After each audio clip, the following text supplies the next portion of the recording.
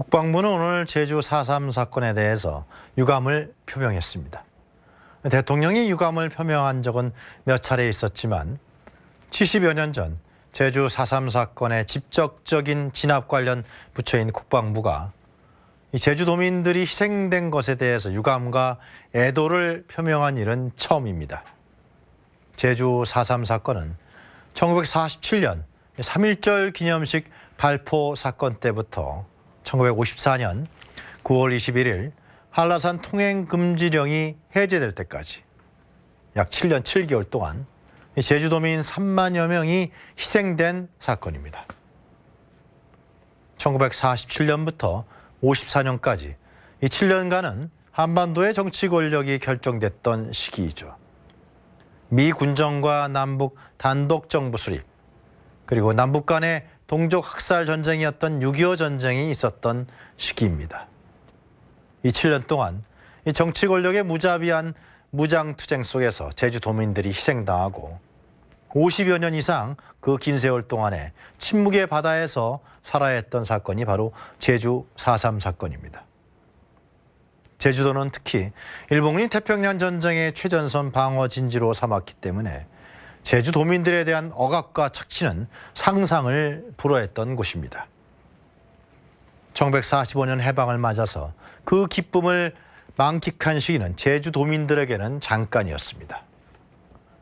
1947년부터 시작된 남로당과 서북청년단 등 국자 및 구구 무장 세력들의 무장 봉기와 무차별 쟁투에 휩싸인 제주도민들은 자신들의 생명과 재산을 스스로 보호해야 하는 비극적인 상황에 처해버린 것이죠. 그러나 가장 주요했던 문제는 이 좌우익의 권력 쟁투 중간에 끼어 있었던 제주도 양민들을 국가 권력이 보호하기는커녕 공산주의 세력으로 몰아서 진압의 대상으로 삼았다는 것입니다. 그래서 우리는 미 군정과 남로당 그리고 국가 권력에 의해서 이루어졌던 제주도민들의 진압 아닌 진압 그리고 학살 아닌 학살에 주목하지 않을 수 없는 것입니다. 1954년 이후 50년 이상 제주도는 침묵의 섬 그리고 슬픔의 섬이었습니다. 한 집 건너 이웃에 살고 있던 주민이 또 친척과 형제가 언제 어디서 어떻게 사라졌는지 아무도 이야기하지 못하는 금기의 과거를 간직해야 했습니다. 일명 제주 4.3 사건 관련자들이라고 불리는 사람들은 권위주의 정권이 끝난 시점까지도 국가 권력의 감시 대상이었던 것입니다. 사실상 이들이 희생자이고 국가 권력이 보상하고 또 사과해야 하는 선량한 국민이었다는 사실은 힘들고 긴 진상규명 활동이 끝나서야 밝혀졌습니다. 김영삼 정부와 김대중 정부가 들어서자 진상규명이 시작됐고 그 학살과 진압 그리고 피해의 현장이 공개됐습니다.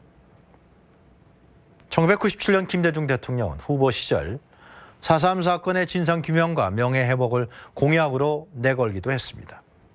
결국 1999년에 가서야 제주 4.3 사건에 관한 진상규명과 명예회복 특별법이 국회를 통과하게 됐고 2000년대 들어서는 공산폭동이라는 단어가 사문화됐습니다.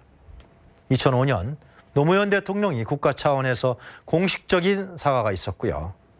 작년 2018년 문재인 대통령이 70주년 4.3 희생자 추념식에 참석했습니다. 한국 현대 정치사의 집단적 희생자였던 제주도민들이 직접적 관련 부처였던 국방부의 공식 유감 표명을 받아내는 데는 무려 71년이나 걸렸던 것입니다.